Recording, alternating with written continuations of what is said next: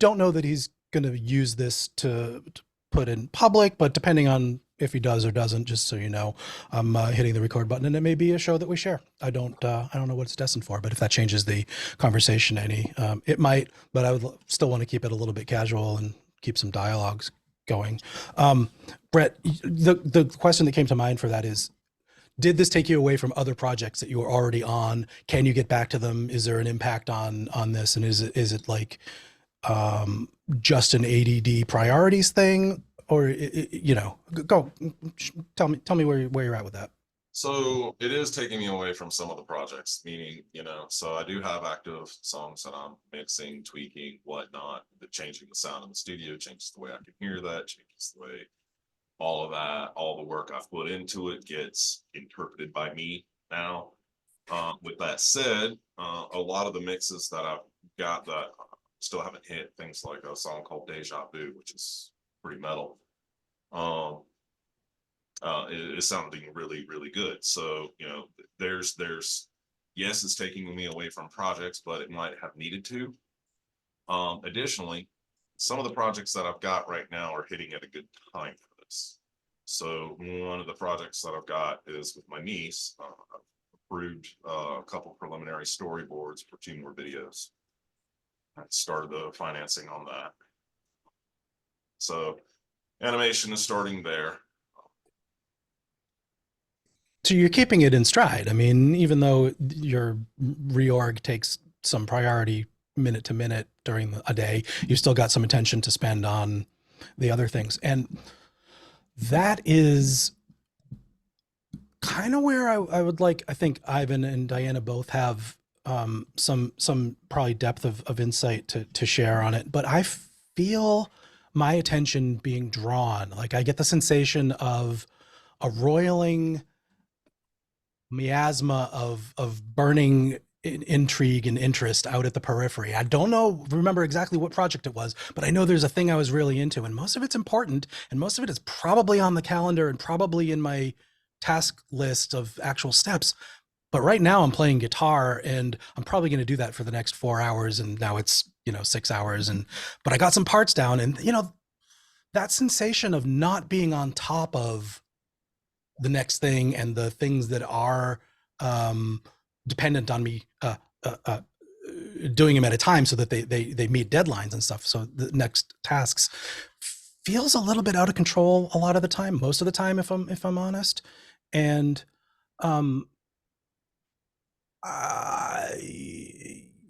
Doc, am I nuts? Anybody want to weigh in on that with their own sort of version of it, or tell me there's the hope and there's a solution? Diana, what do? You have a lot of lists and spreadsheets. That much I know. I have lists and spreadsheets, but I feel like I'm more organized for the projects I'm doing for other people more than I am the projects that I do for myself, which is a habit of, it's a long work in progress of a habit I've been trying to break, and just prioritizing my own projects first. I feel that too, and I want to underscore it. Like when somebody gives you the attention, that means your expertise is in demand. It confers a little bit of a you know, it's a boost. It's nice. It's like, I'll do that. Yeah, somebody's asking me to do a thing. Right. And so sometimes I put off my own, not even just creative projects, but like laundry for a week because I'm doing all these other things, and I have to like stop myself and just focus and do that. I'm scatterbrained, which is why I have so many spreadsheets to begin with. But home, it's Post-it notes, honestly, because then I put it like a bright pink, I know, bright pink for me, but something at neon, I'm gonna see it and I'm gonna put it right on the thing that I need to do, and I cannot ignore it. The other thing is I was looking into an app that I haven't used it yet. I think it's called Dubby, Dubbii or Dubbi. Basically it's a body doubling app. So you need, I do things more productively when I have somebody kind of looking over my shoulder, or I'm being held accountable, as it were. And I guess it it's kind of an app that kind of assigns like a body double, okay, for different things. So I'm gonna try it out and see, and if I can find the link to it, I will post it. That is fascinating. I just found a link to it on the App Store. I didn't make it through to the Okay, yeah. site of the It's a developer newer- yet, but that is interesting. So Mhm. it's a crowdsourced type of thing where, well, maybe not even crowdsourced. It's an actual, somebody will get a subcontract to join you, a real, like a human, and be accountable in some Yeah. ways. Yeah, pretty much an accountability app, if you will. That is really, really interesting. Because if it's just me in my head, I'll wander and I'll hyper focus on something, and it'll, like you said, it'll be 8 hours later, 10 hours later, I'm like, oh. Yeah. So I'm gonna try it, see if it helps any. The immediate benefits that I see are I'm already at my limit for asking friends to respond to my weirdsies, like, oh, I'm doing a thing. You want to hear the details so I can just say it out loud? And it's like, oh, I just did that 3 times to the same person. Maybe I shouldn't. So I start second guessing whether that's even a thing. So, paying somebody to be your soak for this stuff. See if it works. Very interesting. Where did you stumble upon this? What was your distracting project that was you building infrastructure rather than doing the things on your list that led you to this? Okay, so it is my kind of constant fight in my brain that I know I've had it, like I can hear myself say, well, I should have done that like a week ago, and I know I should, and I see it again, but now I have this other thing, and I notice I need to do the thing, but I have to do the other thing. Yeah. And of course I was scrolling on Instagram and Sure. I found this couple that's an ADHD. She's ADHD. I don't know about him, but just sharing about their life living together with her hyper and everything, and they wrote a book together, and then they started creating this app, and I just started following them. It came up in my feed one day, and I bought the book, which is called Dirty Laundry. And then I found that they talked about the app and they were creating this app. So I said, why not? So I have not, like I said, I have not used the app yet, but I'm looking into it. I am fascinated and I'm looking forward to hearing how it goes, and I might even click on it, but I know that there's things that I should be doing instead of messing around with setting up an account and reading their literature and watching their videos. So I'm going to hold off for now since I know somebody that's already into that part of it. Thank you. Appreciate that. Oh man. Alex, how you doing? We're talking about Brett reorganizing his studio and my inability to figure out what the hell I was supposed to be doing most of the time and how that makes me feel, and whether our little demanding projects that give us good dopamine hits were actually productive or taking us away from things that we really needed to do. How are you doing? I'm doing fine for once. I'm really glad to hear that. Do you have any projects that have been overtaken your other projects this week, or are you completely on track? And if you are completely on track, tell us exactly how you did it. Well, I think the problem is that there's always these kind of bottlenecks that sort of keep the important projects from progressing, because it's more fun to mess around than to sit down and do the stuff that's a bit annoying, but you have to do to get it somewhere where it's like complete and present and pleasant. And yeah, I sure have many pitfalls that like I need to avoid, but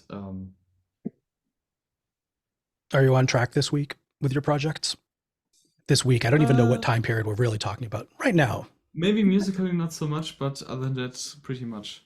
That is I think, excellent. like, because other things keep going, I had less time for music, but I think that's okay. But I've been really thinking about how to do stuff, and I hopefully will continue to do them.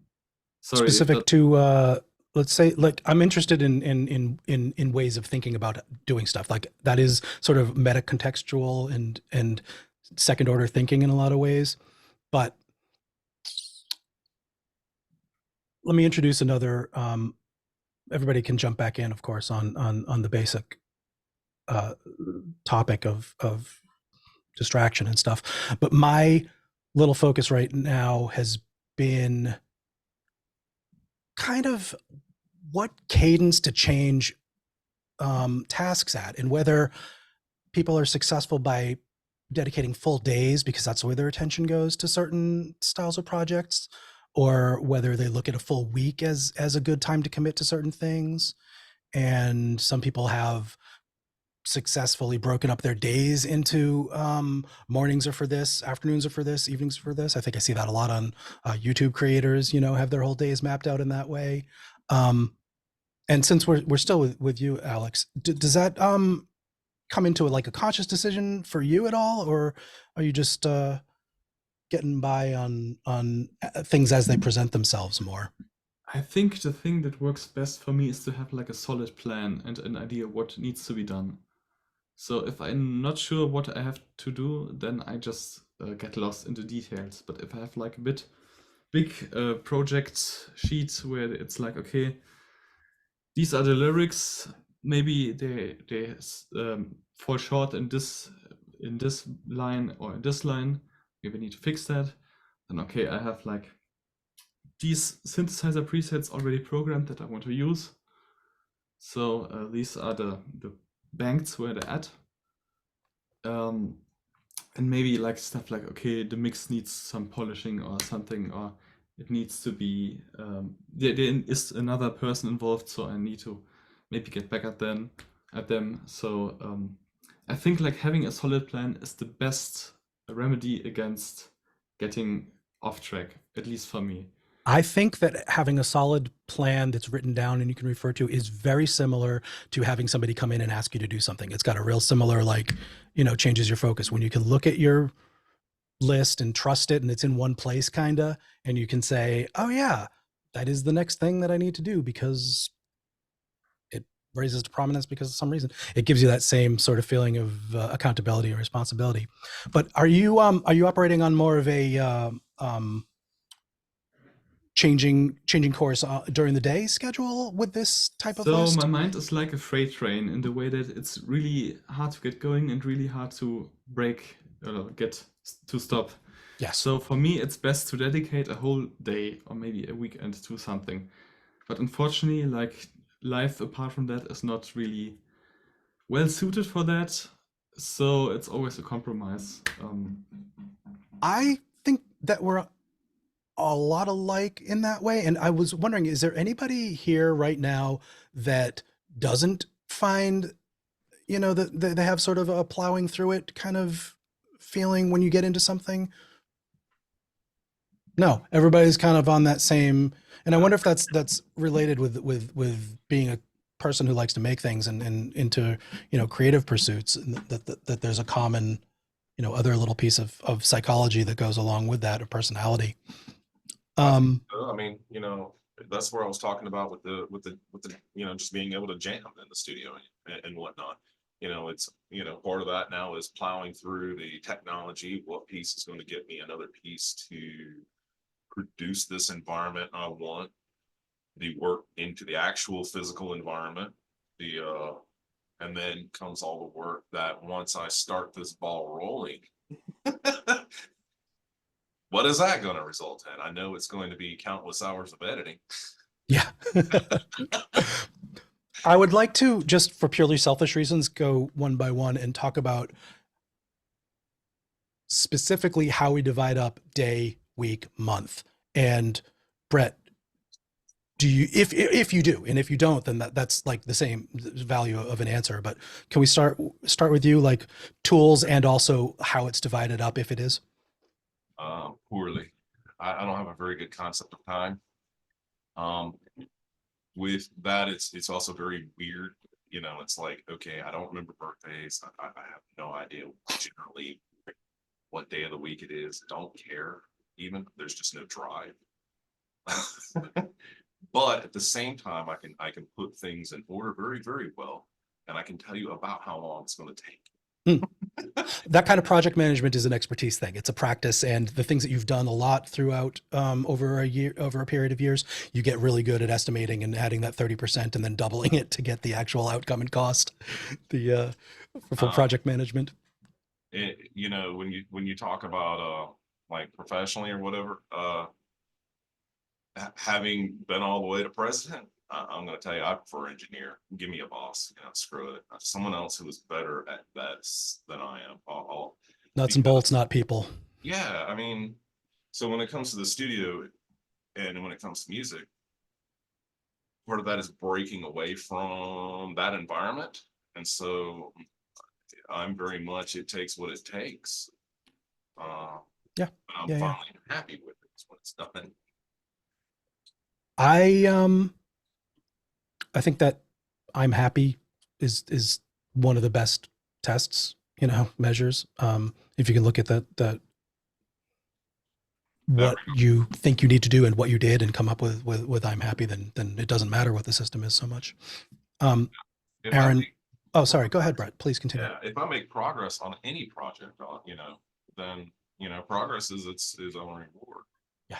For me. I mean, hopefully we've chosen things that we do that are rewarding to be doing, and there aren't as many things that are taxing and drain us.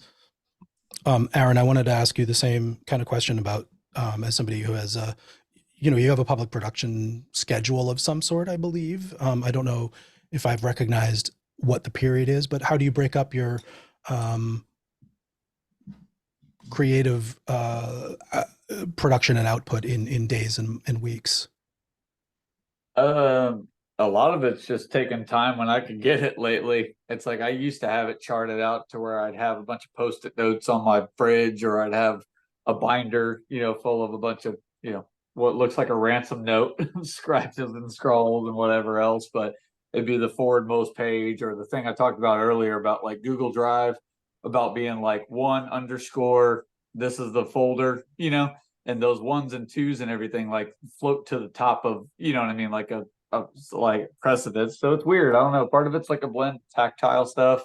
The other part's like digital, to where it's at the forefront, because I know I'm always going to be diving in and out of Drive just to back up the backups and parse everything out for the I'll tell you, one of the prime drivers is like Patreon. Patreon keeps me honest, so to speak. I'm like, I know that there needs to be content, and it's definitely show and tell.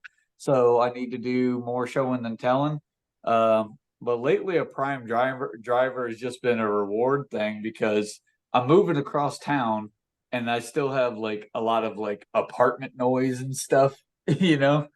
So I don't know. It's weird. I've fallen into this brief pocket of a reward system based around, I know as soon as I pack my SUV down and everything is possibly packed that it could be, and then I do, you know, spot cleaning and a bunch of crazy stuff, I know that the Grim studio that y'all usually see is still whole, and I still have at least 2 characters there. And the last thing I'll say, I know it seems like I'm like a cat in a bouncy ball factory right now, but another thing is like I have so much daily stuff that's very taxing, and I have very narcissistic, shitty managers that are constantly questioning how you do things, why you did things, so on and so forth. None of it is damaging. None of it is anything that's like going to screw up their day-to-day functions, but they just have a serious issue with people being like independent and conquering things a certain way. Yeah.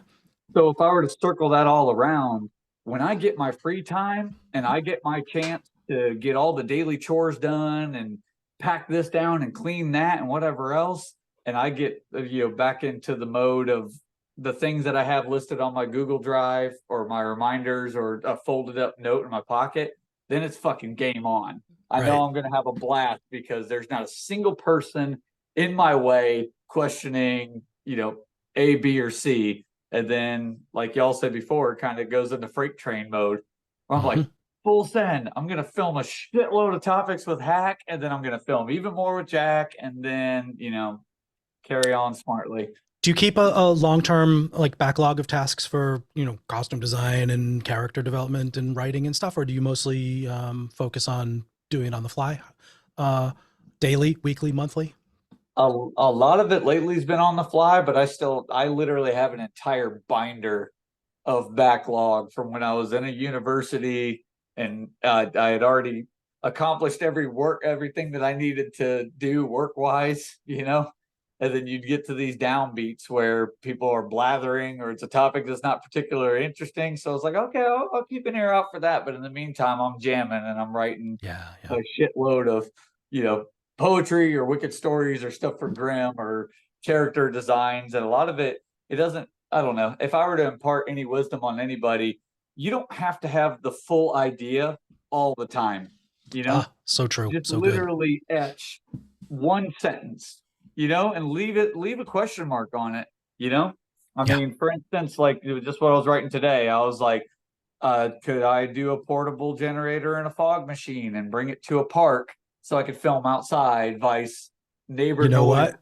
apartment shit. You go get yourself a propane fogger and you don't even need a power supply. You get There that you go. garden fogger and put your fog juice in that. I've used it Yeah. on movie sets. I've used it in nightclubs, and I've used it in the middle of the street in the city. But you guys get where I'm coming from. Like, instead of racking your brain over the Yes. details and being like, oh fuck, this isn't okay. I'll move on this when it's a fully formed plan. Fuck all that. Just literally just write a portable generator and fog machine? Question mark. And then later, I know I'm gonna hash the details out. I know something's gonna pop up. Or you, for instance, you were just like, hey, why not this thing? So it's not. So it's not the up to you profile, to ensure that all the puzzle pieces are always going to be there. yeah, Other you've got a people will grab help you bag. provide puzzle pieces. Like the profile of your day is somewhat dictated by, the managers and people that influence your paycheck and parts of the day job. And then the parts of your life that are your own are pretty predictable in some ways. So you know that you're going to have the freedom to not worry about the things that you were dealing with during the day. And you can switch to a mode where you're doing creative work and reliably If get I'm there. ever struggling for ideas, I could always fire up Google Drive and I could see folder number 1 is da da da da da, or folder 2 is shout out for MTV TV, or folder 3, it's like things to where I'm like, I don't have to, this doesn't have to be taxing. This is supposed to be the time where I'm going to have fun, and just mask up and just give it everything I got. And a little bit of that daily life bleeds through characters, but I mean, I think that's a little healthy, Yeah. Well, I mean, I think that is what they're for in some ways, in many ways. All the characters that we write at least are expressing either something we're interested in or something we're disgusted by or something that is part of our personality. Otherwise, how would we even be getting there? It would be purely academic, maybe. Jack had a lot to say about about people recently. So Yeah. you guys might get a kick out of that. Diana, the things that I know about you are spreadsheets and schedules, and you have certainly stuff that requires advanced planning with your creative work on MTV TV. There's, we all see the results of it very clearly. Do you break up your day? Do you break up your week? Do you have a calendar that's got the whole year planned out for that stuff? How does that work for your psychological well-being? Honestly, it's not easy. 2 of my basic rules are follow my energy and follow the dopamine. It's kind of like that. It's like when I have the energy and when I have the drive, all of a sudden, bam, I'm there, I'm doing it. What I try to do is I'm trying to, it doesn't always work because, not to go in the medical stuff, but dialysis just sucks the life out of me. And so there are times when I just don't, like the last few days, I didn't get much done because all I could do was rest. Yeah. And that's around everything else. Is if my body says rest, I have to listen, because I push and then I crash. So I cannot do that. I've learned. Yeah. Like Saturday morning, I know I don't want to wake up early Saturday morning, but Saturday morning, like, I don't want to say habits as much as I started building routines. So Saturday morning, I know I wake up by about 10 o'clock, get up, make a pot of coffee, sit down, start working on promos for the Saturday night shows. Then after we're done with these, pardon, but I need to, like, I'm listening to you while I'm doing 3 other things, and that's okay. because that helps take care of that part of my brain so I can focus on the conversation. Then after our conversation, I will work on promos for the Wednesday show. Then Saturday by about 5:30, I just stop. I take a moment, make sure I eat something, and they get ready for the Saturday night show. Then Sunday, we're right. So I'm building these routines that I wouldn't call them habits as much as I just started building routines. Mhm. But here's the thing is, okay, Adam and I have kind of joked about it, but not really a joke, is that if we weren't both disabled, we wouldn't be able to run the show. Yeah. Yeah. Because we have the time for it. But you can see I'm going through all the steps in my head. Hold on. Is that I have decided, like you're saying, structure your week. Well, dialysis is Monday, Wednesday, Friday, so I know that I have all day Tuesday and all day Thursday are my best days. So that's when I, update the spreadsheets, update my database, make sure I'm following all the artists, and then I go through and see. I try to schedule a month or two ahead, if I can, of guest artists. And then I'm creating here's the thing is I create the event page in Facebook, then it's on my calendar. Mm. So I also have a Google Calendar. This is my whole life, from doing customer service to running a theater box office to running everything else, is cross-referencing. Yeah, connected systems that some of them feed into each other automatically and don't duplicate your work. Yep. I get that. So kind of like my exploded mind map, but in spreadsheet form. Yeah. It sounds like your week does have a profile because you're anchored to medical treatments and Mhm. energy ebb and flow. And it sounds like, I wonder, how does your day have a profile to it too, when you're doing the things about making sure you're following the artists is very different than, I'd say, creating playlists or contacting artists and talking about it. Like, are those different times of day for you? Are they different jobs that you go to? Do you commute between them? Funny you say that. Okay, so I have I'm slowly building a studio. So, yeah. Sorry, I should have a fidget toy while I'm doing this.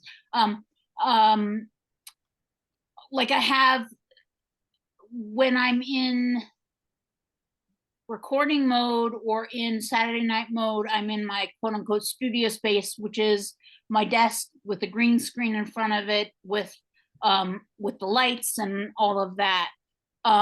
When I'm getting up on a Saturday morning for a Zoom, I'm here at the dining room table. You can see family photos behind me. But I'm here, like, the different spaces help me get in Hell yeah. a different headspace. Yeah. So even though it's the same house, if I just move to a different part of the house, I feel like it triggers me to, oh, that's what I'm working on now. I very assiduously do bookkeeping, not in this room. I do keep a separate computer and an office desk for making sure that some of the more difficult tasks that are uncreative and don't align with like the persona that I think of myself as when I'm playing guitar, let's say, calling for healthcare appointments or trying to get server provisioning changed or something, that's done mostly in an office desk and keeping those things separate. And I definitely find myself doing day job stuff in the morning. Like, not first thing, because I look at my fun emails that came in from people that I want to talk to first, and I, maybe I don't knock them out, but I'm aware of them. And then sometime for a couple hours in the morning, it's day job, phone calls, emails, and work production stuff. And I leave the playing music actually for the evening. But ahead. you're talking about space-wise, dividing that stuff up, and that really resonates with me too. I think we've referred to, setting up sacred spaces for doing the creative work, or, I very much appreciate the magic of Wi-Fi, which means I can take my laptop anywhere in the house. Yeah. Yeah, actually, if I can jump off that point a little bit too, is even just having different computer for that stuff. Sometimes, I happen to, in the studio, keep one machine mostly for production, and in the office, a laptop for, the other stuff, and dividing it up so that when I sit down, it's still kind of in a state that's left over. There's other ways of achieving that by force, of course, multiple desktops, or, logging in as different users or something, or even just knowing which apps you need and launching them. But having the environment come up with, Alex, actually, yes, you said user account, absolutely. Having the environment prepared for you as you walk into it, it's that the same effect as like when you're trying to think of something and you walk through a doorway and you completely forget it just from having crossed a threshold. There's that same mind space shift that you can do by walking into a different computer setup where your apps are ready for you to do bullshit day job stuff or welcome creative work. More for that, Diana, about dividing it up? Well, it's, and not because the nature of MTV TV is, for the most part, we're looking for, like, if there's a new released video, we're gonna try and put it on the channel as soon as we can. Or like an artist like Ice Planet 9000 has a new Kickstarter. They're doing that, and so Carl's gonna be hosting the second week of February. Like, so I'm trying to align everything so you've got a new release that we can either you're hosting or we've got the new video.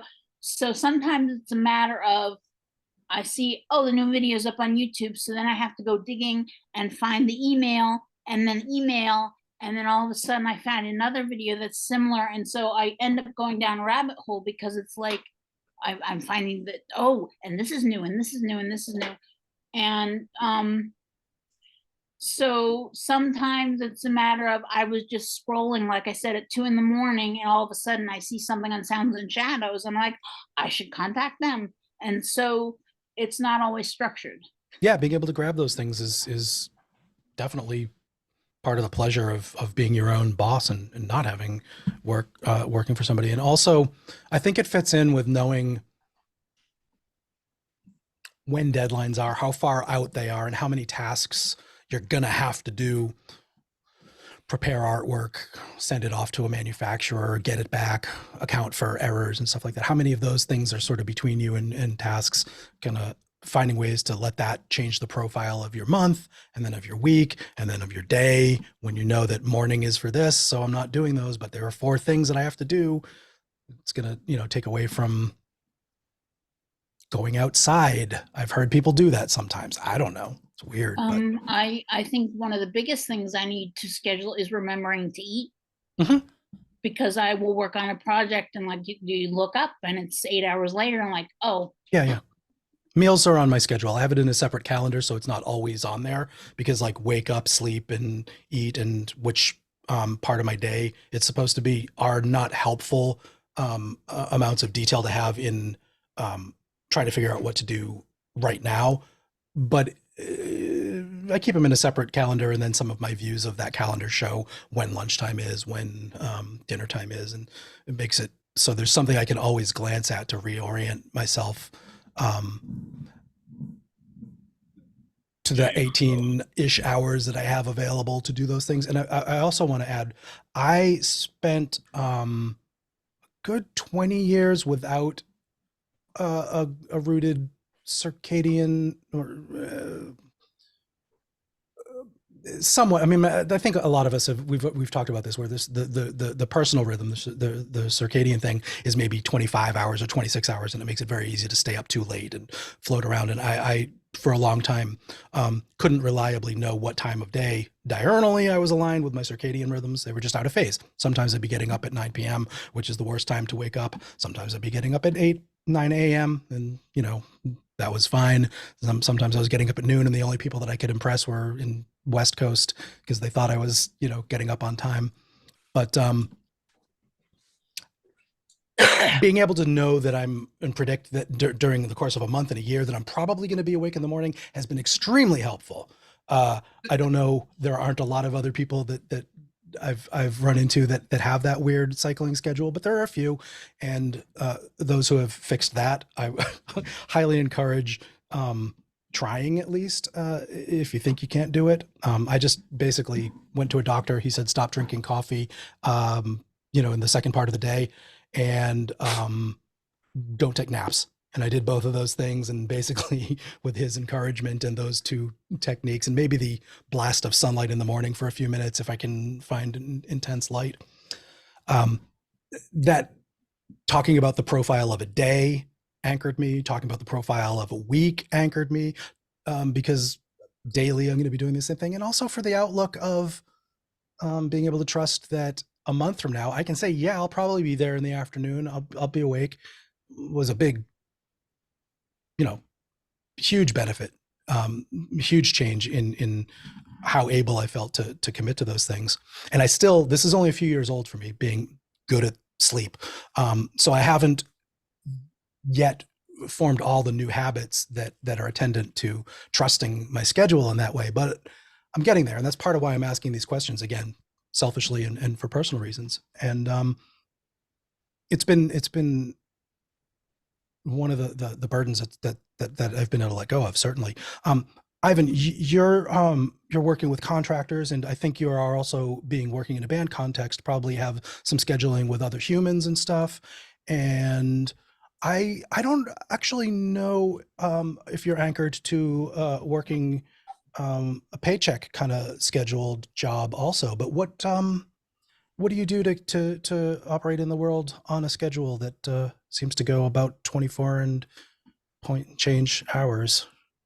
Yeah, I get along with that very poorly by default.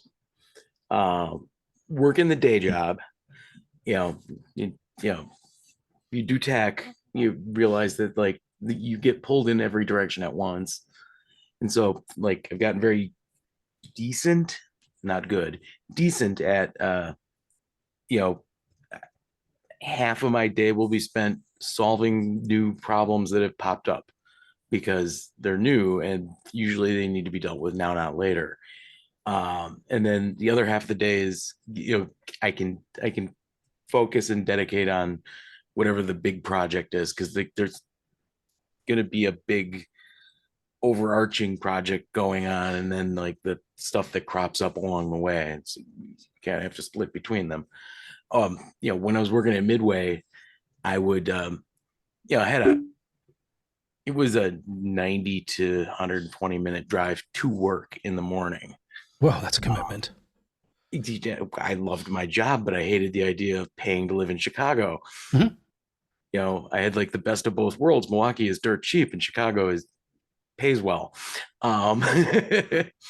So point taken. Or more, I used to point out that it was like living in Mexico but working in Houston.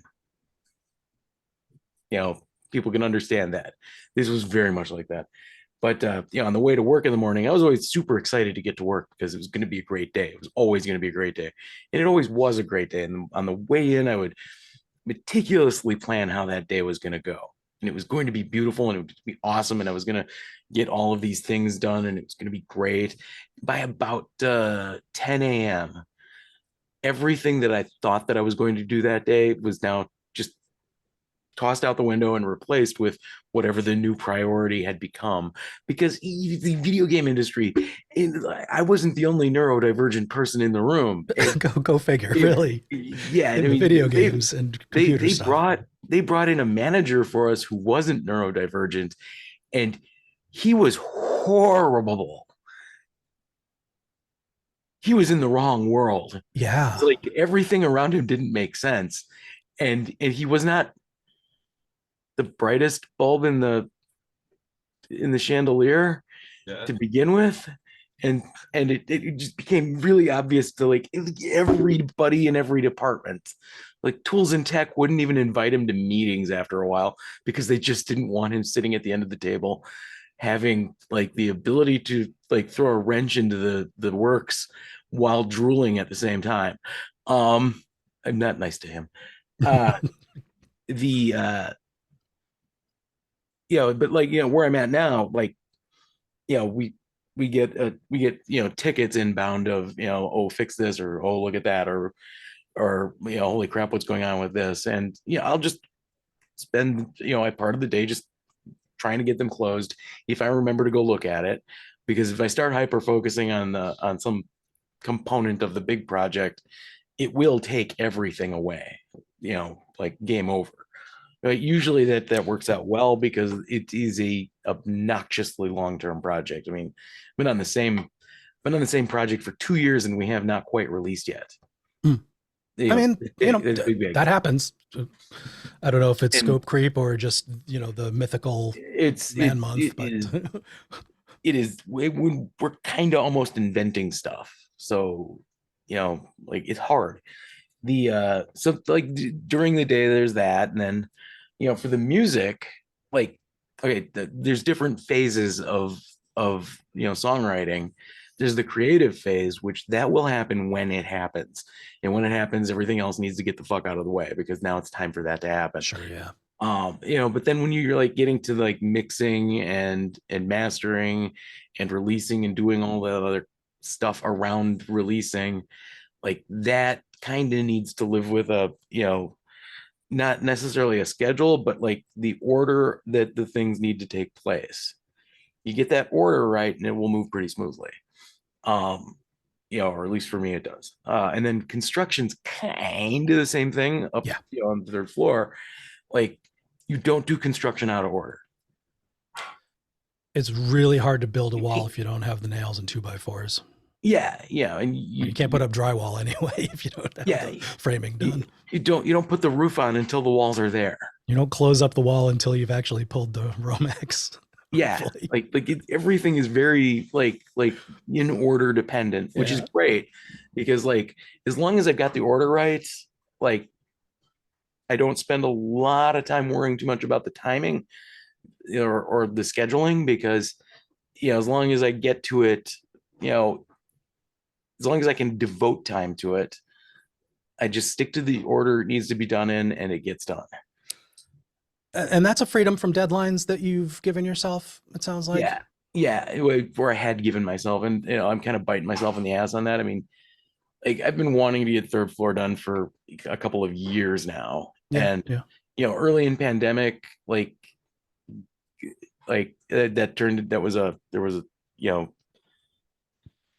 was impossible to get a contractor in at all, because they were all either far too busy or not going out into other people's houses.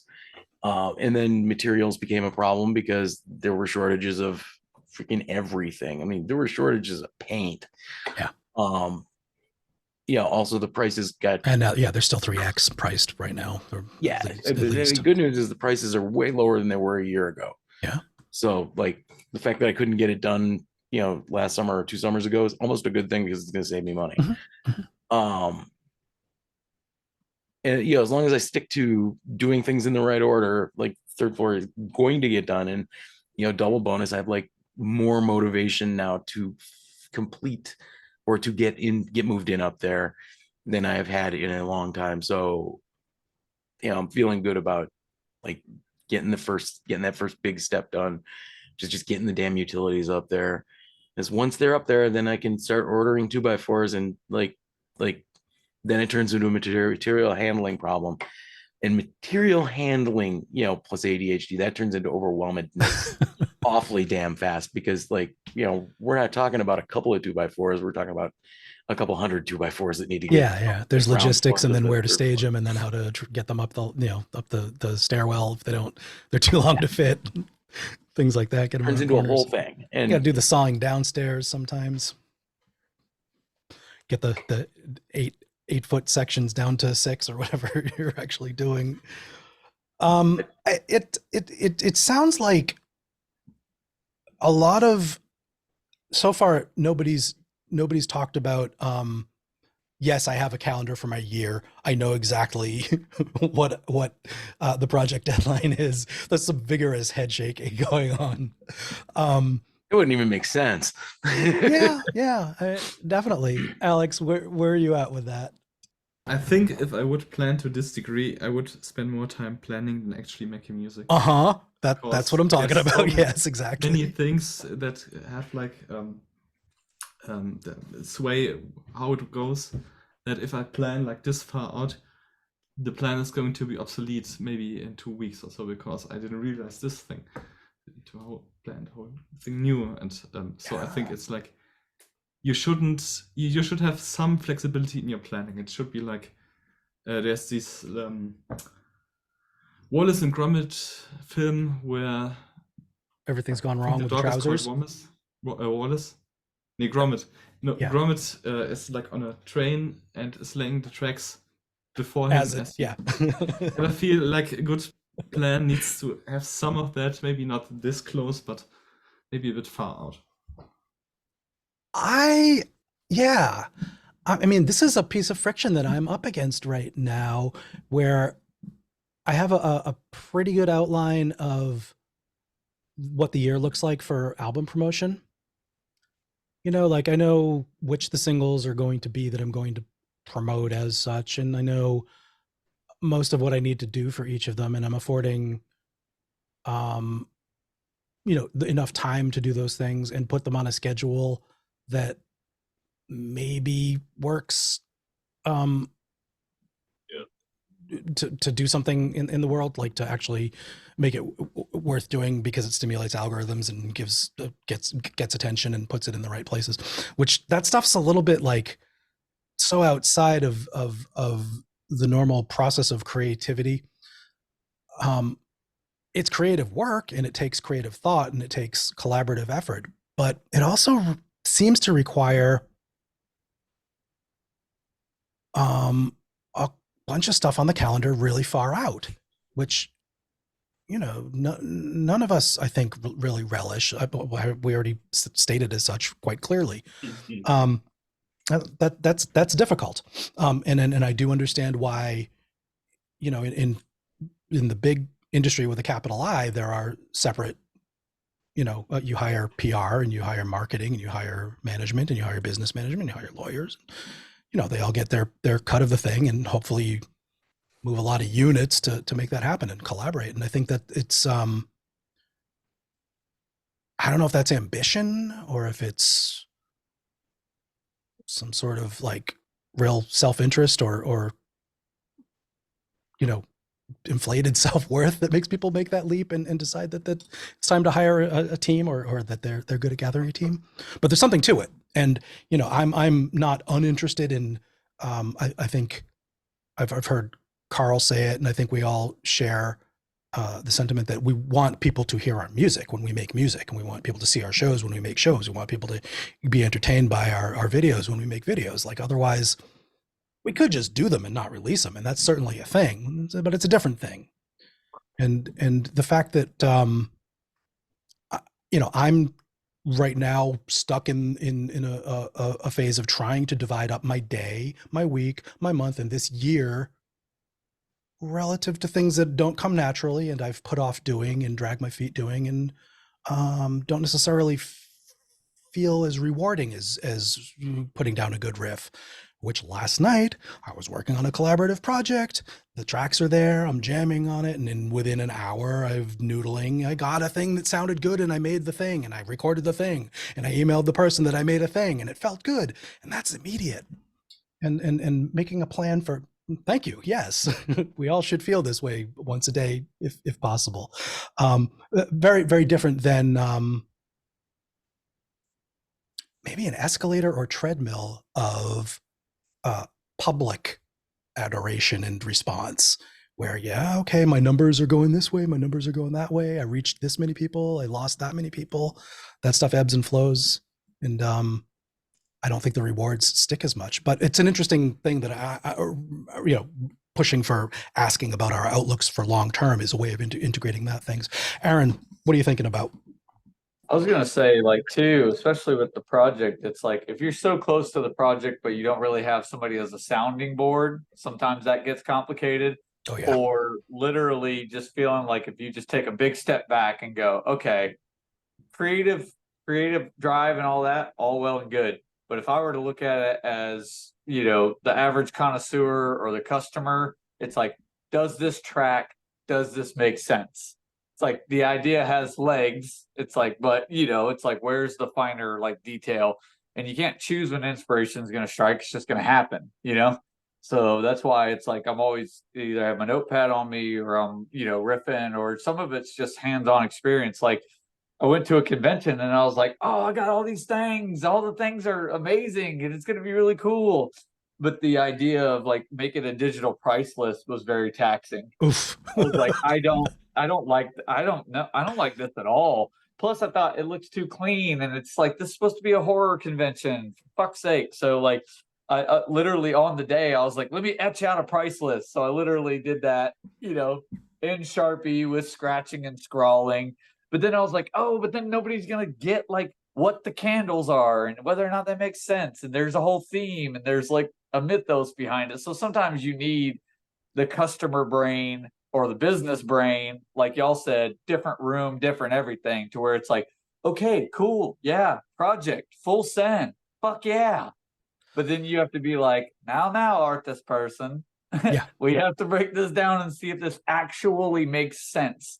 Like, do you know the best way to consolidate, organize, package, and send this thing? You know, like Carl brought up an interesting point. If your album lies on a shelf, where does it lie? Between bands, you know, A to F. Where does yours lie? You know, what is it similar? You know, it's like, does that take up shelf space? Is it kith and kin to what people might listen to? It's like, you know, where do you land? And that in turn helps you with your business model. It helps you with your puff piece editorial, you know, and how to best self-promote or describe said project. Yeah, and I think that is very much the dividing line that we're talking about when we talk about breaking up our day, going between business head and creative head, or the other things are sort of dictated, like day job time and my time are, that's easy to figure out. But the times when you can split it up between, like I've had a plan on a calendar that I tried to stick to a couple times, for instance, to do, let's say, day job, music business, taking things apart or fixing them, rehearsing an instrument, different every day of the week, let's say, and music production and creative time, and then, you know, bed. And that's a lot of ways to break up a day. And you start getting very short time periods and not really being able to get into it. And man, just even thinking about that, I lost track of like where I was coming from off of Aaron's statement. But, you know, like maybe I'm obsessed with thinking that there's a way to solve that. Alex? First of all, there's a saying, people overestimate what you can do in a day, but underestimate what you can do in a year. Yeah. And also, I think what you mean is a bit different than what I originally thought, because you're talking about like the promotional aspect, and I think that's way easier to plan than the creative, because there are so many things that can go wrong or different with the creative process. But if you know, okay, I just need to post this, I need to write this person, it's far more manageable. And also, you're in a far different situation than I am, because you already have had several albums. I mean, the process in the past has been different because things changed, but I think there's still some muscle memory in you that you can say, okay, I know this song feels right, go, but I feel like I'm much more second guessing myself at every step. That is, I appreciate the nod to that I'm old, first of all, and have a history. Experience. Yeah, thank you. That's even better. And like, yeah, for me, my experience personally, things have changed, but there is still, like, as you said, that dividing line between, like, say, business head and creative head is one of the things that I'm hung up on in this conversation anyway, if not in all of life. Yeah, I would like to take a sec to breathe and, you know, think about like what else is going on with our week, because we've been sort of talking on the same angle for a good hour. And, you know, in breathing and centering myself on this, thank you for indulging my angle on this, Alex, specifically for acknowledging my vast back catalog of several releases over several decades. There's a lot of power in talking about it and bouncing ideas off people, and we've alluded to that individually and also in the group right now. We're in the act of doing that. I certainly am. But what other things are going on? Is there some sort of angle or topic sticking maybe in the realm of creative projects and obstacles or solutions, or even just some hard won accomplishments lately, or that we maybe want to talk about, or maybe truly take a breather, or talk about something completely unrelated? Diana, you've got a real hand up. A real hand. Excuse me. Question being, how do you find time in the schedule for the social media posts? Because sometimes I can just roll with it and I know where I'm posting, and sometimes the social media itself to promote yourself, even though it's necessary, feels overwhelming. I have a couple of answers for that. Okay. If I can jump in Yes. first on it. And they're not from firsthand experience, so it's a little bit silly for me to even jump into to something that might sound authoritative just because I'm saying it all at once. But at least from observations and being a study of the school of people who are successful at this, there's my attitude, which is don't make stuff about the stuff, just make the stuff. And I've said that in a few different ways. And I think that one part of the solution is if you just have your recording stuff set up, or dedicate to using actually just your phone so it's always there, and making that your style, you can do the ad hoc off the cuff. A notion appeared, it might connect with people. I can rapidly create this piece of culture and put it out there. And we're probably talking about a video message to fans about a song that you're working on, or singing the song, or a show that you're doing, and talking about the show, things like that really quickly.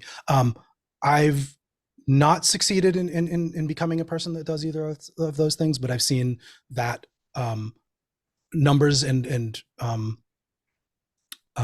case studies on those things working really well. And I think we're all experts on that just because, we look what's on TikTok and see what has the numbers.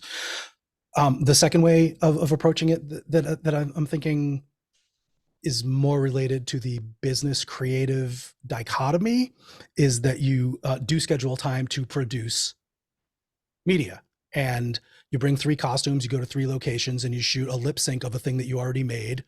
And you just do it. And like, that's your churned content, but also you're really making something because, you're going places. And if this sort of requires extra help, but a lot of people do this with just a DSLR on a tripod, and then they do their, poses and dances and earbud in to lip sync with the track. And you've got, depends on who you are. This is pop culture, pop music kind of genre stuff more successfully. But don't let that stop you from going into the creepiest 15 locations in your city and, doing your fucking haunted goth dance and, casting spells and, making apparitions appear. That could be super effective too. And it's in that similar vein. But it's a pre-production and prepared and stock up stuff and then release it kind of method rather than the off the cuff. And then, like, this thing that I'm trying to find a way into, and I guess I've been on and off successful at achieving this goal over a period of maybe 10 years without really finding my footing at it, is finding the moments in actual production that are worth recording and having the cameras, in my case, set up to capture it, and break the workflow a little bit, go back, record it, talk about it, produce it. I was doing this as vlogs for a little while, and I was doing it as actual edited YouTube videos on my personal channel off of the Ushriek main page for a while. And I found it intrinsically rewarding and part of my work, my stuff. It was the things that I was doing. It wasn't like extra marketing. The overhead of doing the editing and file management and keeping track of stuff was definitely daunting and overwhelming. And it wasn't like making music. So those are my 3 sort of angles on it. And there's probably a million more. Ad hoc, on schedule, stock it up, or make it part of your process and do it up. Aaron, talk to me. Yeah, if I were to offer up just alternative solution, I think even though it's so far removed and like posting to social media, I get it. It's like a fair amount of anxiety, or it's like on the spot. And even though there's literally no one sitting on the other end of your camera, you know, with a gun pointed at your head. Hopefully like, not, but there could yeah, be. Let's, you better fucking nail this. You better get the. But there is that feeling of like, or it feels like finality. Like, you know, like I have to get this right. I have to nail this. I have to try to mass encapsulate all the excitement that I have behind said project, you know, and especially with like MTV TV, it's like, holy shit, you know, it's like this gigantic list of things that are coming up. But what I have found to be particularly helpful, that kind of works twofold, is while I'm cooking food, or while I'm, you know, kind of parsing stuff out, or if you make tea, make tea. But I just sit there and jam on my phone, and I'm like, notepad, you know? It's like, you know, really excited to share with you guys some behind the scenes of da da da da da da da.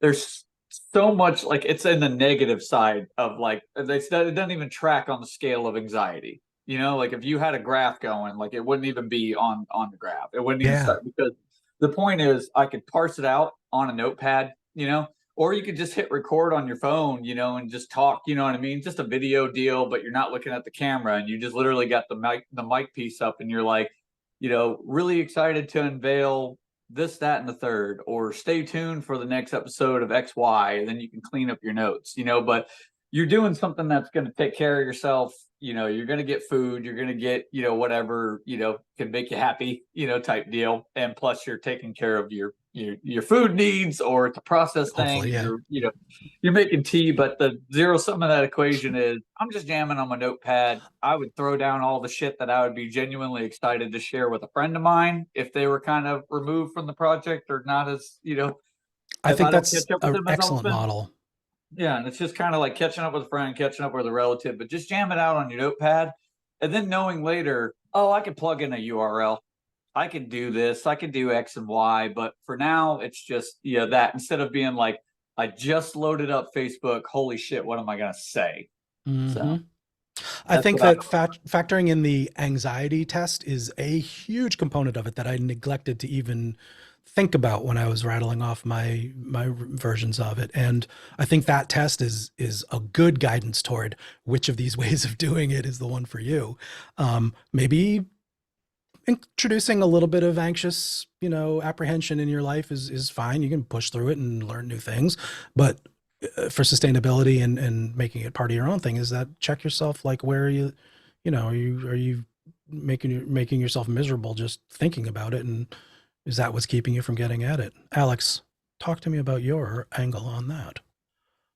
So I don't know. I don't have much to advertise, but when I had, and the little experience I have is like, it's best to just have what you want to post prepared. I have like a text in a notes app on my phone, and the image in my image roll, and then just copy, paste, post out of the app. It's even better to use the desktop apps or the desktop versions if they're available, because at least for me it's much easier, and also like writing on a keyboard is much easier than writing on the little keyboard.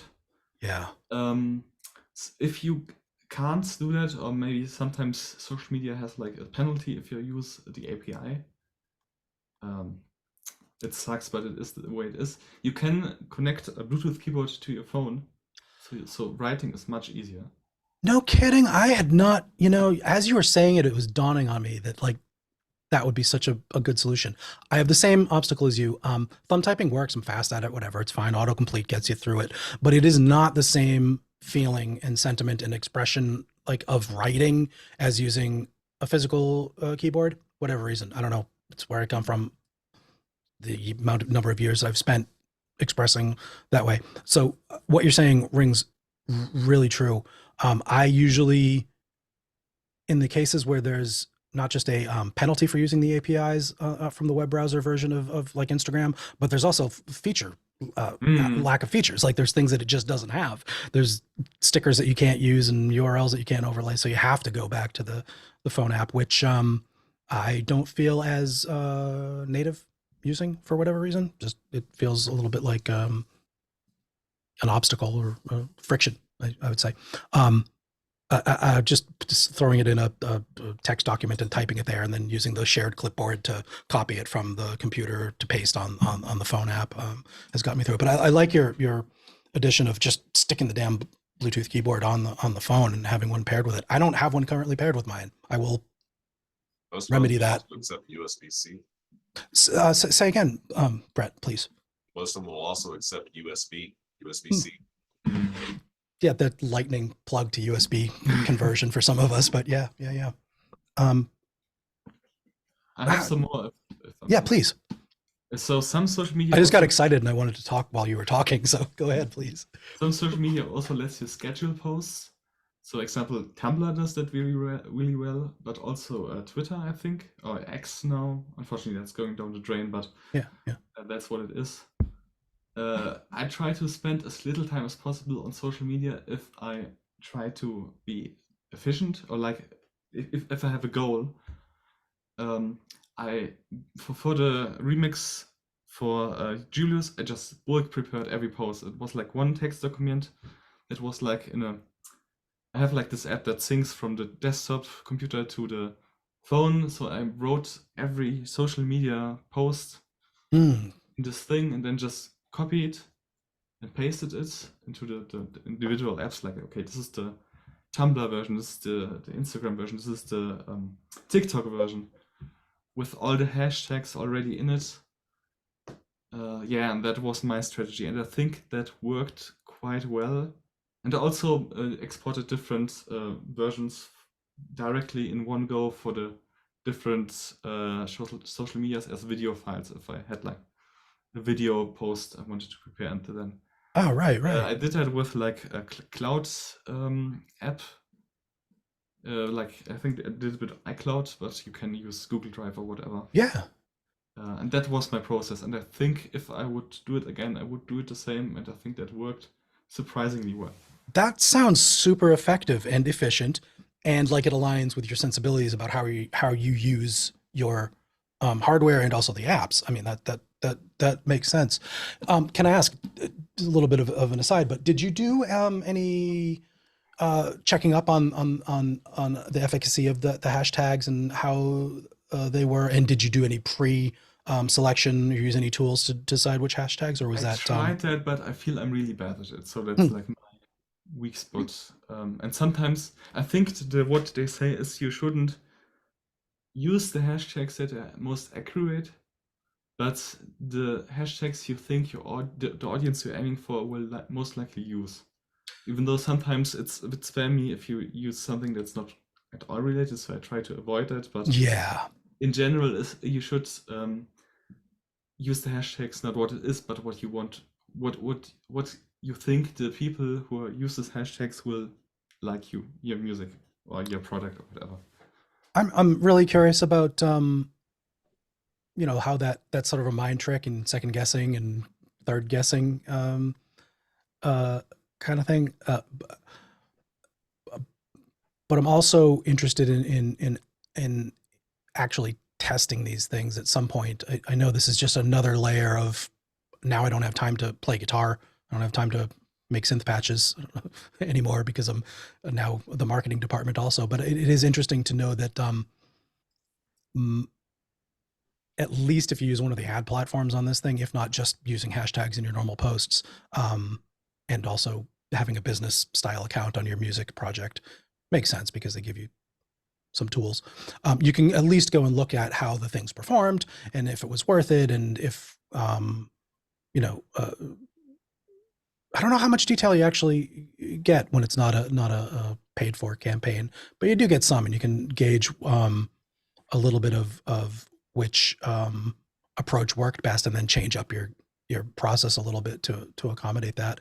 And maybe that's lapsing into music business more than just being a musician, more than we want to. But again, this is in service of, I think that there's more people in the world who haven't heard my stuff that might like it.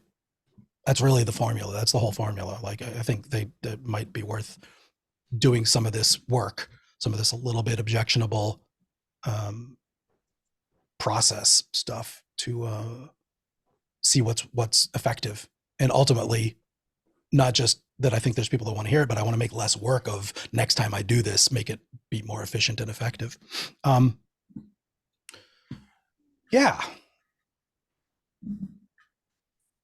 Actually, this is a great question for Eric if he was here, because that's what he's done, is a lot of social media marketing and teaching it to other people, honestly. Eric from Spank the Nun. Yep. I have always been impressed with his presence and techniques and creative, as far as marketing speak kind of stuff goes. I think he's doing it on point, and I wonder what his history is with that and why he's so good. So maybe we'll invite him to come back and talk us through it sometime. I would love to. I've tried to press him on it, but he hasn't really.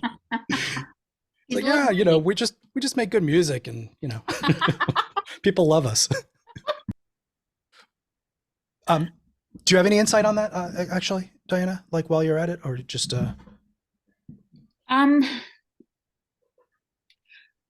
it feels like, the algorithm's changing all the time. It loves faces.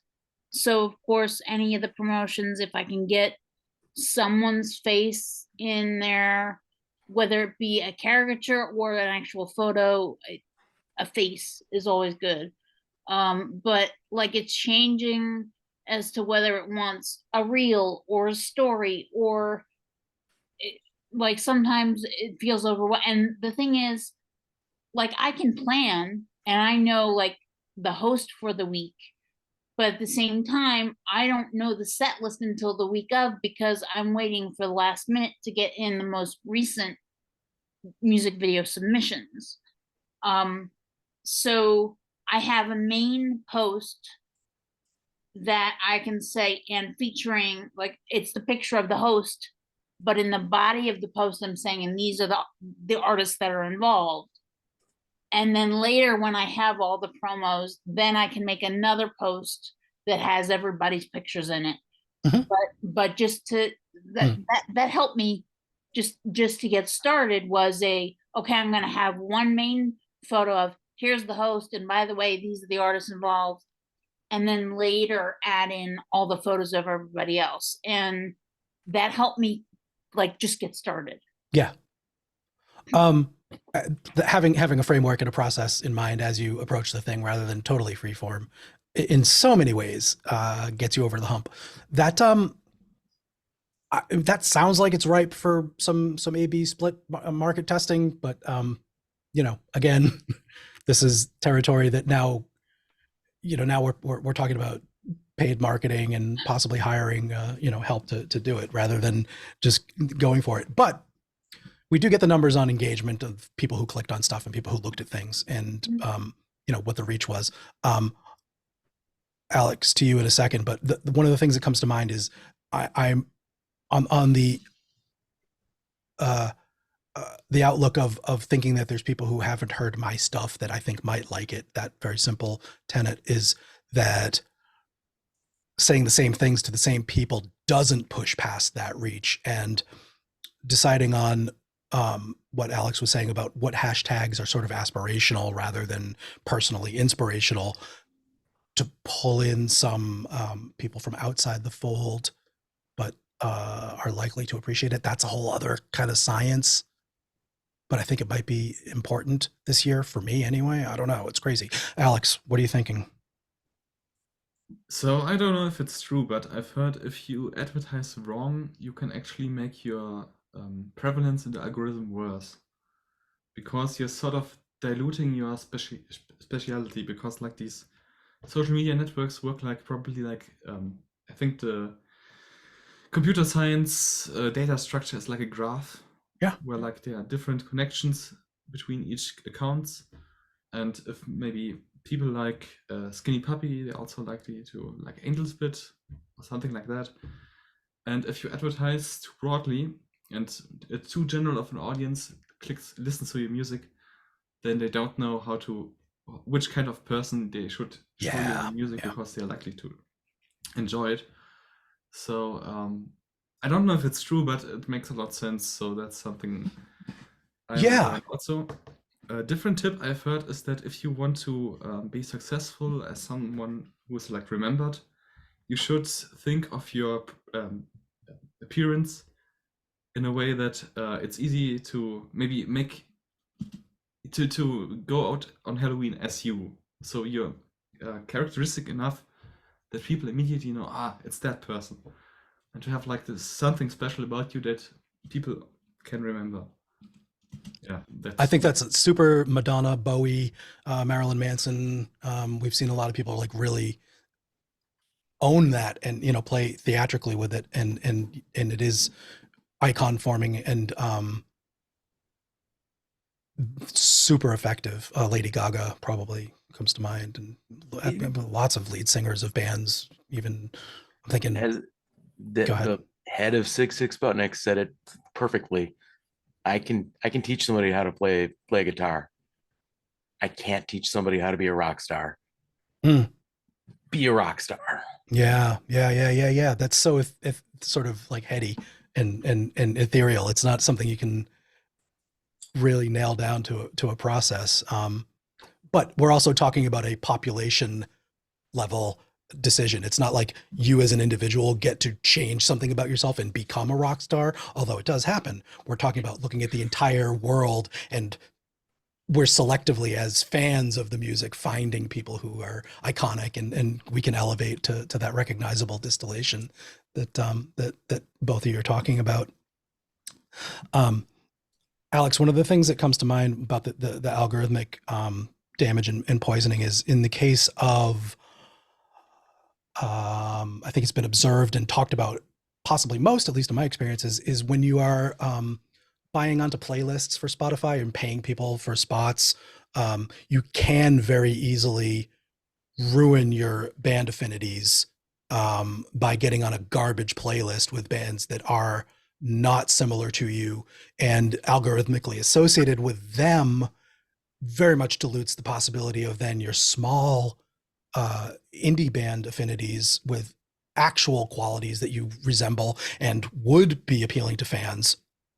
It makes it that much harder for it to get in. If it's not truly blown or poisoned or penalized because you bought a playlist and that thing got somehow blacklisted, then at least you're diluting just by numbers. You're associating yourself with more bands that are unlike you and giving the impact of each individual small band that is like you less of a chance to have any kind of influence on which algorithmic or editorial, but mostly algorithmic playlists you might end up on. Diana? I think, part of that is Adam and I have worked very hard on brand consistency. Mm-hmm. And that's been a big part of it. And across the board, whether we're, like I said, we're following the artists on as much social media as possible. The hashtags are a big thing. Like we're still using consistently. I can talk. Like dark alternative, MTV TV, dark alternative. Like there are a few hashtags that are consistent as well. And then adding on,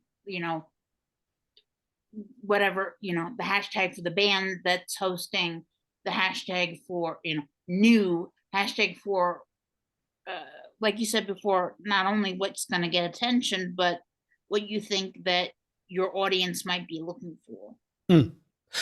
There's one thing in that's very easy to forget, is what you know and what the viewer doesn't know kind of thing. And it happens in screenwriting all the time where, characters know things that they wouldn't know just because the writer knows them, and we end up with the same thing in writing New Album Out Now.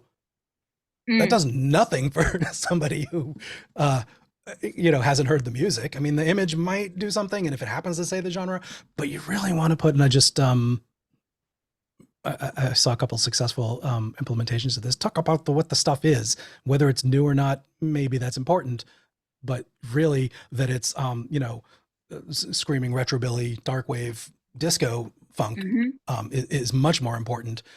Or if you want to be real ham-fisted, sounds like Skinny Puppy meets Debussy, that kind of thing. Like it might be important. But putting some of those things that people can relate to as the text rather than the subtext, because your picture looks like it can help with conveying something actionable that may draw people in who don't already know what you're about. Should they be exposed to it, which is another discussion, whether you're algorithmically or word of mouthly being exposed to uninitiated people. That's a different thing. Aaron. Yeah, I would like to kind of amplify some points where it's like if you have your hashtags all lined up, it's like you could have your pocket core set, and then you have the newer ones that you tack on that's more specific to the project that's going down. But I visually think about it like, I don't know, lines of code on the screen in the Matrix, or a more apt analogy I think of is like when they booted up Ultron in a movie. Like he's threading through the web, but all of these hot words are monikers for things that he could zero his focus in on. What does this name inspire? What does that correlate to? If somebody name drops a name of a code or a mission, or in this case, your album or your network or your channel, it's like what things are going to come up, from prompting from a very specific word. So if you stay consistent with, the hashtags, then that helps galvanize everything, where everything was at all these points of a spider web. But if you have something at its core that's very poignant and has staying power, it's going to pull everything to center line. And then with that, I was also thinking of something else, but it has escaped me. Well, take your time and think it through, because we're Yeah. here for this. This is good information. It's good Oh, thoughts. You were talking about actionable. Yes. Fuck yes. All capital letters, double underline.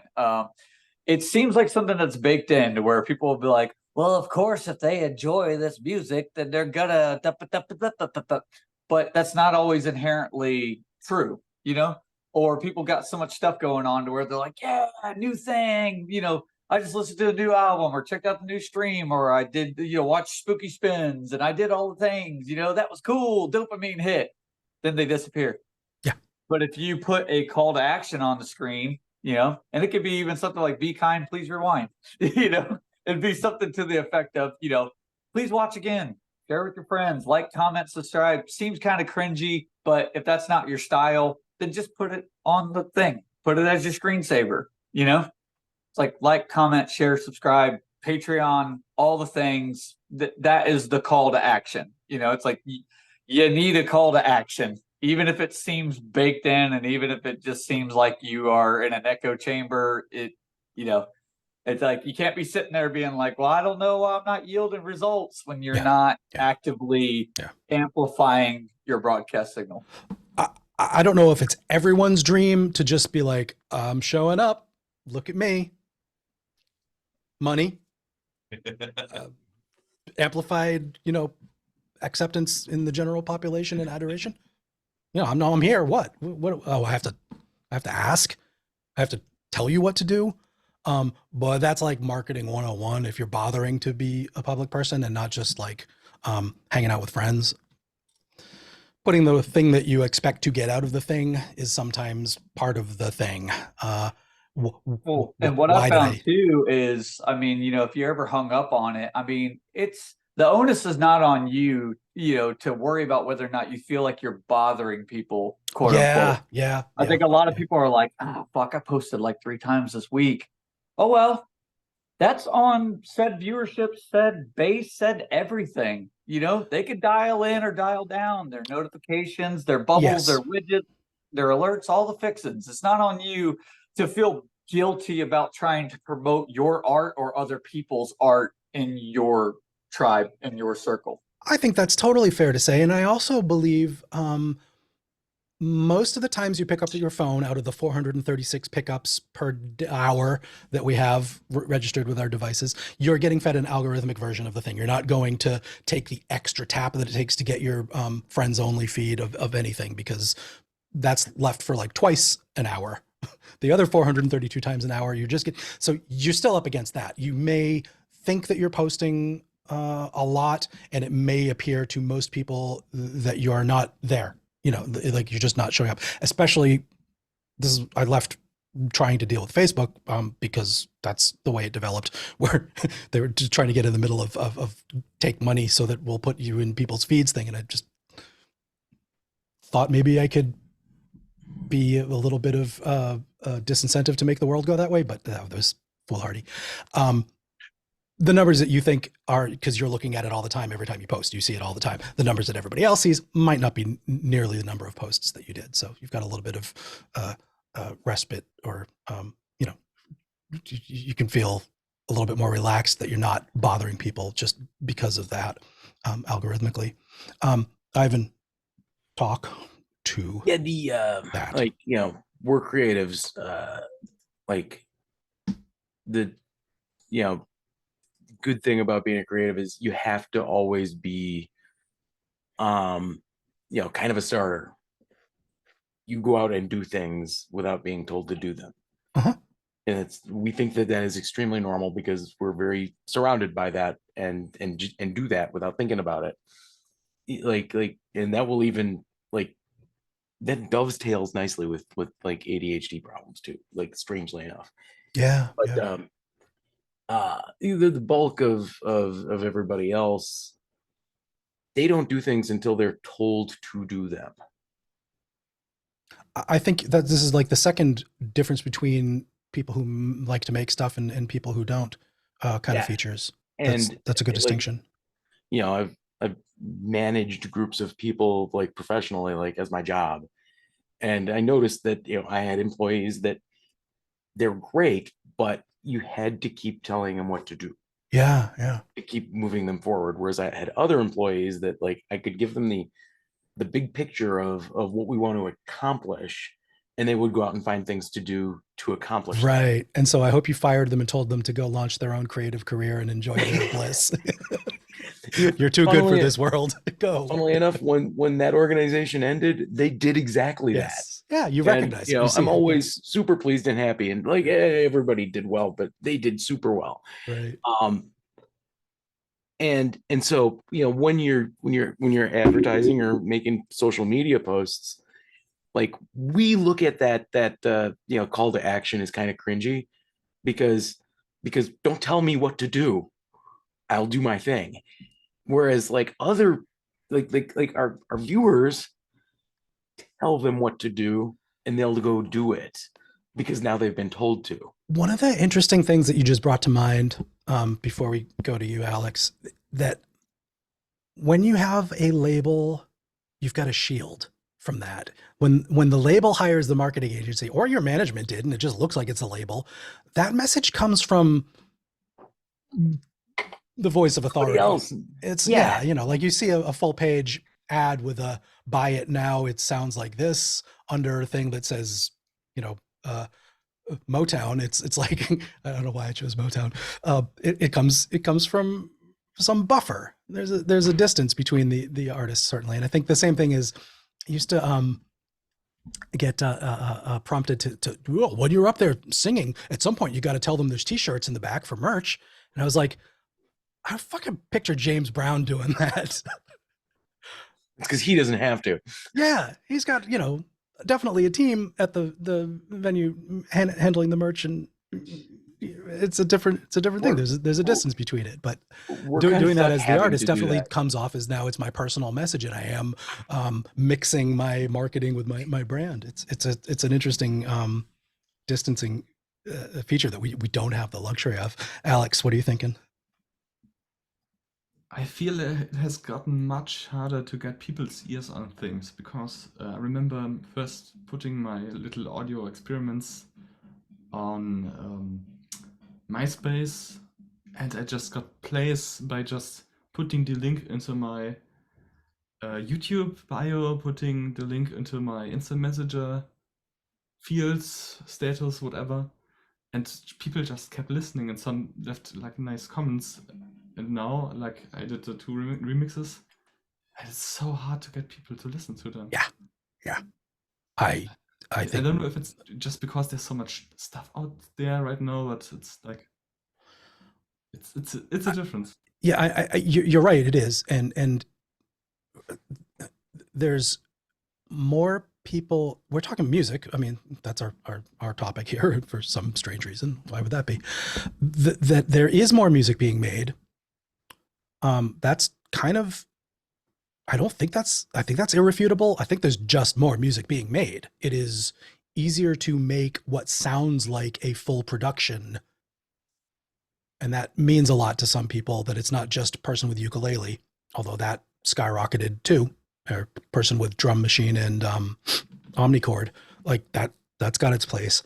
But the artifact of a full studio recording of some sort definitely can come from an individual in a bedroom. That's not just a platitude or euphemism. That is a thing that happens a lot now, and that has increased the number of songs, and the convenience has gone up for consuming it a lot.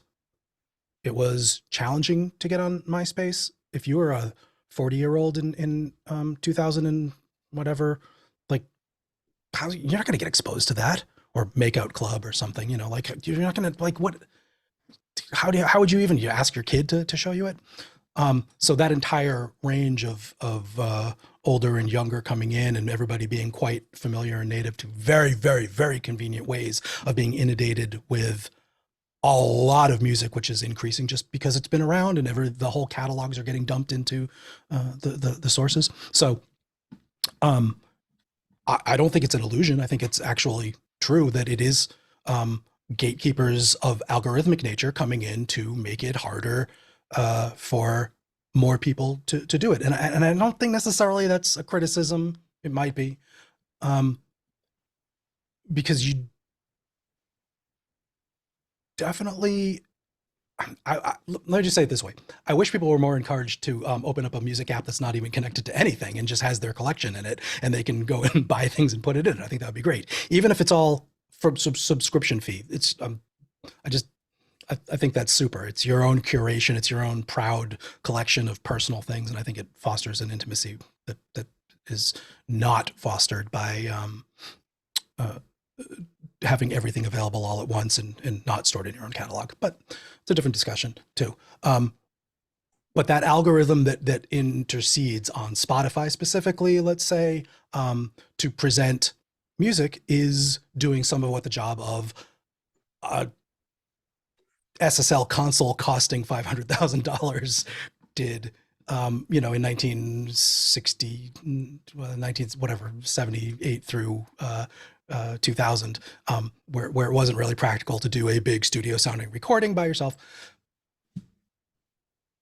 I used the SSL in place of the talent and skill required to operate it, the number of personnel required to isolate the rooms and build studios and all that stuff. The sound of music has changed. The way that people expect music to sound has changed. The ease of making a big, like I said, production sound with your phone or laptop has changed. And thus the number of people making it, the convenience of the way people are consuming it.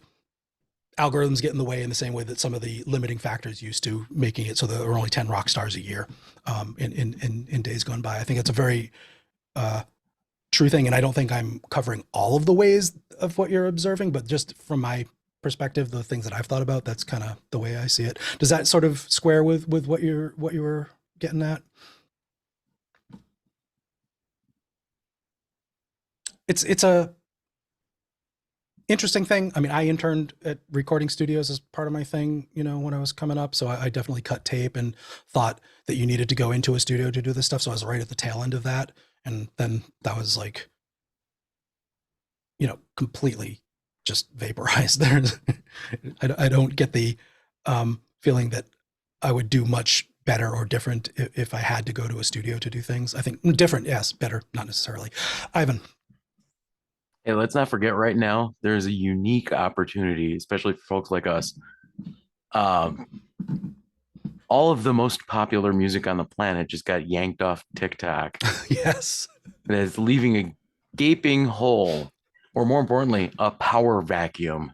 Yeah. And, you know, political science says power vacuums will always be filled. Now's our chance to fill that power vacuum By an evil Our dictator. with our own sound. Because, you know, if Taylor Swift's not available, we can be. 9 Inch Nails is currently not available. We can be. That's fucking nuts. One of the interesting little wrinkles on that, Ivan, that dawned on me when I saw that come up was that the dream on TikTok isn't necessarily to be the one on screen. It's to have your clip used in the background of everybody else.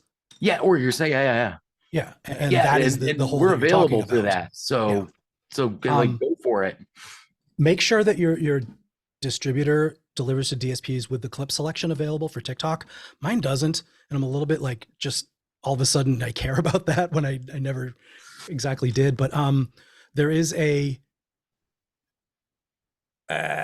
special distro channel that goes to TikTok, I guess. I don't think it goes through the same way it gets to the normal DSPs. But I want to know who that is so I can get on it. Well, I think it's we'll have to look it up to actually give an answer, because I don't recall offhand. But if your distributor allows you to select what the default clip is for TikTok, then you're at least ahead by making that a little bit uniform for when people want to use it. And I don't think I've ever had any of my stuff excerpted or used or been the background for another TikTok, but I don't. Yeah, I think I've got I'll check my royalty statements and see where the digital sync. Is that a sync with the video? I don't think those are even sync rights. I think it's just regular sound recording and artist royalties they're generated by that. But that stuff's super confusing. TikTok Play pays pretty close to nothing. Well, they all do. That's fair to say. I mean, like, they're low for everybody compared to everybody else. But, you know, and this is I'm going to say the horrible thing, but like, it's an extremely fast way to go from nobody knowing who you are to lots of exposure. Yeah, it works with SoundCloud, so you actually get a click through of some sort, like an actual conversion potential. So yeah, Aaron, you thinking about that too? Yeah, it'd probably be one of the last things I'll say. It would be, or something to muse over is just, it's like, well, while there's that void, while there's that gap, it's like you could find the projects that maybe they're not the finest to fine polish. Maybe they're not your brand per se. Maybe they were the third track, of whatever, to where you're just like, I don't know if I'm ever going to do anything with this, but I mean, it could work twofold, to where sometimes just the picture posts blow up. So you could put the picture of, this is my thing, this is my project, or anything that harkens to your brand, MTV TV, Industrial Incisions Playlist, ... And you could post your picture up and you could have that sound just free to use. So if people dig on it, that might get more into the rotation, and building your brand. Yeah. And if all of these other ones have exited, then, well, what a day. What a lovely day. There's some more nuances with making your music available on TikTok than just your distributor gets it there and you get the royalties. And I forgot what it is, but I requested a artist account a while ago and I haven't gotten a response, or whatever the next tier is from just designating yourself as an artist, not to be verified, but to have the claim the rights admin for your own music on TikTok, so that your account is associated as the official artist with that thing. I'm not even sure. Now I'm just making up words and making a salad out of it. But there's some other step that they do within the app that you have to initiate. I'll have to look at it to figure out what that is. I'm not hugely bought in, but at least I've gotten it so that the videos that it presents are from follows and things that I'm actually interested, rather than just the random fire hose that I was getting like first few times that I checked on it. But it is an interesting platform, and obviously it's way more than interesting to a lot of people. It's life. So credit where it's due. Got to acknowledge that. Anybody else got anything they want to jump into in the last few minutes?